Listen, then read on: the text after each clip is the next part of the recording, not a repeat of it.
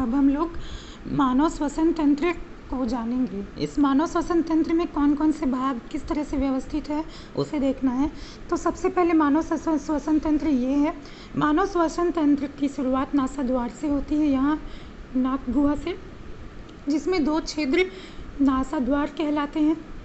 इसके अंदर छोटे छोटे बाल और म्यूकस होते हैं जो अंदर आने वाले वायु को वहाँ से गुजरने में मदद करते हैं। प्यूरिफाई करके अंदर धूल के कण और अशुद्धियों को वहीं पे रोक दिया जाता है और तब आगे भेजा जाता है। ये फिर श्वास नली में पहुँचते ग्रसनी कंठ से होते हुए श्वास नली से फिर उपास्थि वलय, ये है उपास्थि वलय। एक तरह का एक बनावट है इसका अलग तरीके का, इस पाइप का। ये पूरी तरह से मांस का नहीं होता, ना ही पूरी तरह से हड्डी का। ये उपास्थि का होता है, यानी हड्डी और मांस का एक तरह से मिक्सचर, हड्डी और मांस का मिक्सचर। ऐसा ज़रूरी है क्योंकि अगर केवल मांस का, सॉफ्ट मांस का अगर ये खाद्य नलिका की तरह इसकी अगर बनावट रहती तो आपस में ये चिपक जाते, और वायु नली जो है, श्वास नली जो है, वो आपस में चिपकने नहीं चाहिए। अगर ये आपस में कोलैप्स्ड हो जाएंगे, चिपक जाएंगे, निपतित हो जाएंगे, तो वायु अंदर जाना बंद हो जाएगा और इससे मनुष्य की मृत्यु भी हो सकती है। तो निपतित होने से बचाने के लिए, कोलैप्स्ड होने से बचाने के लिए इसे उपास्थि का बनाया गया है, जो हर वक्त इस तरह से खुला रहे दृढ़ता के साथ। फिर ये आगे बढ़ता है और ये 2 भाग में बढ़ता है। ये 2 फुफ्फुस है, इसे फुफ्फुस कहते हैं, फेफड़ा। इन दोनों फेफड़े के अंदर ये बढ़ता है फिर 2 भाग में। पसलियों से इस फेफड़े को सेफ करके रखा गया है ताकि ये इसमें कोई क्षति न पहुँचे।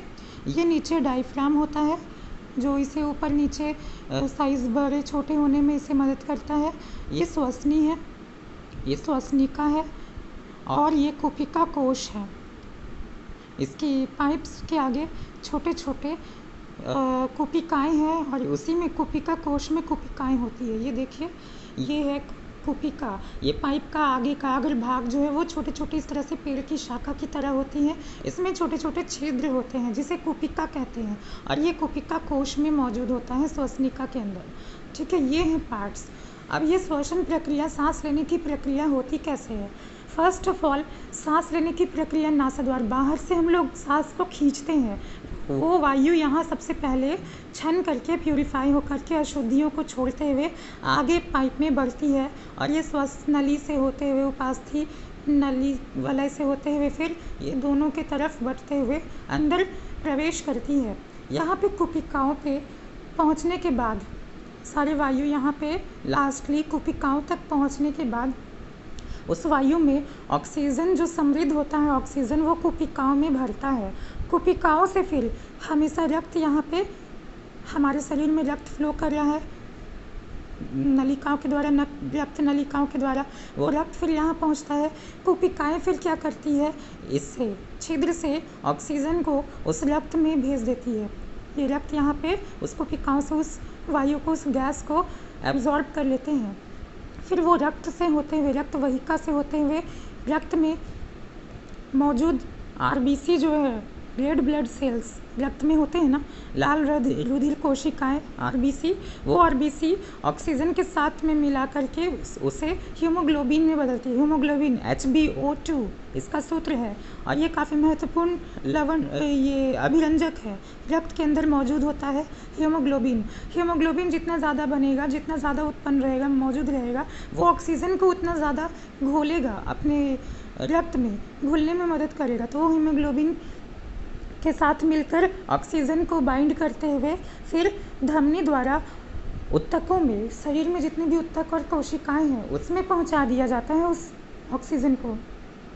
फिर कोशिकाओं में जाने के बाद शरीर में कोशिकाओं के पास वो चला जाता है ऑक्सीजन, वहाँ पे ग्लूकोज का फिर उससे उपचयन होता है, ऑक्सीकरण होता है। जो ग्लूकोज की बात की गई थी अभी थोड़ी देर पहले, उसको उपचयन जो किया जा रहा था कोशिका के अंदर, माइटोकॉन्ड्रिया के अंदर, वहाँ पे उसको उसी ऑक्सीजन से फिर उपचयित किया जाता है, ऑक्सीकरण किया जाता है और वहाँ पे फिर एनर्जी, जो हम बात कर रहे थे अभी कि कोशिका के अंदर एनर्जी का निर्माण हो रहा था माइटोकॉन्ड्रिया में, वो इसी प्रक्रम के दौरान फिर एनर्जी, कार्बन डाइऑक्साइड, जल, ये सब का निर्माण हो जाता है।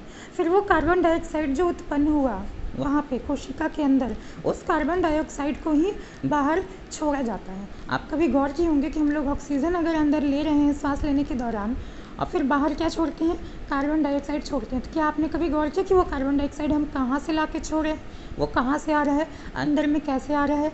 तो वो इसी प्रकार यही प्रक्रम था कि रक्त के द्वारा जब ऑक्सीजन को हीमोग्लोबिन के द्वारा ऊतक में कोशिकाओं में भेजा गया, कोशिकाएं फिर उसे ऑक्सीजन को ग्लूकोज को उपचयित करने में उपयोग की। फिर उपचयित होने के बाद उसमें एनर्जी बना, कौन कौन सा, एटीपी के रूप में ऊर्जा, कार्बन डाइऑक्साइड भी साथ में बन रहा है, जल भी बन रहा है। तो वही कार्बन डाइऑक्साइड जो बना उसी को फिर बाहर छोड़ा जाएगा। वो कार्बन डाइऑक्साइड फिर ऊतक से होते हुए रक्त वाहिका में, जो रक्त बहने वाली जो पाइप होती है उसमें चला जाता है। उससे बाहर को कार्बन डाइऑक्साइड को कोशिका से बाहर रक्त वाहिका में डाल दिया जाता है। फिर वो रक्त वाहिका कार्बन डाइऑक्साइड को रक्त में मिलाते हुए रक्त के द्वारा, फिर रक्त वाहिका के द्वारा कोशिकाओं तक, यहाँ तक वापस लाती है, शरीर से वापस।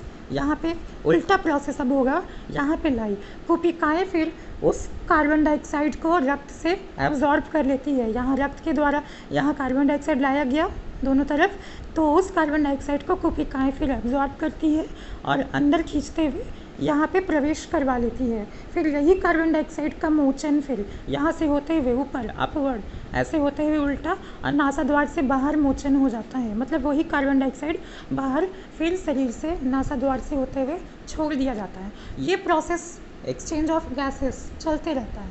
पहले गैस को लाया गया, ऑक्सीजन को यहाँ से ऐसे हुए कोशिका से फिर वो रक्त में डाला गया, रक्त के द्वारा फिर ले जाया गया हीमोग्लोबिन की सहारे से ऊतकों में, कोशिका में। वहाँ पे फिर ग्लूकोज का उपचयन होने के बाद जो कार्बन डाइऑक्साइड का निर्माण हुआ उसको फिर रक्त में मिलाते हुए लाया गया वापस यहाँ पे।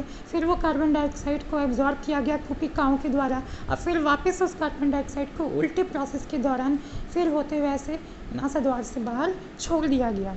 यही प्रोसेस पूरा है श्वसन। मेन तौर पे गैसेस ऑफ एक्सचेंज, एक श्वसन हम लोग पहले उधर देखे वायवीय और अवायवीय, वो आंतरिक था कोशिका के अंदर कोशिकीय, और ये एक्सचेंज ऑफ गैसेस का एक रूप था। ये दोनों प्रोसेस आपको आज कम्प्लीटली बताया गया है। आप इसे ध्यान से देखेंगे, वीडियो को अच्छे से पार्ट वाइज समझेंगे, बुक को भी रीडिंग करेंगे, ये पूरी टॉपिक को जो श्वसन प्रक्रिया का टॉपिक है उसे भी अच्छे से समझेंगे। ओके।